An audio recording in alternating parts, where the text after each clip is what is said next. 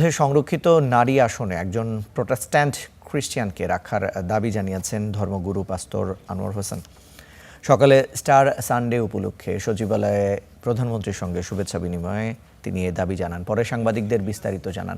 ধর্মগুরু আনোয়ার হোসেন বলেন, স্টার সানডেতে যিশুর পুনরুত্থান হয়। এই দিনটি খ্রিস্টান সম্প্রদায়ের কাছে খুব গুরুত্বপূর্ণ। তাই দিনটিতে জাতীয় ছুটি ঘোষণা এবং সরকারিভাবে গঠিত খ্রিস্টান কল্যাণ ট্রাস্টকে পুনর্গঠনের দাবি জানানো হয়েছে। অন্তর্ভুক্তিমূলক প্রতিষ্ঠান গড়তে শুভেচ্ছা বিনিময়ে প্রধানমন্ত্রীর সহায়তা কামনা করেন ধর্মগুরু আনোয়ার হোসেন।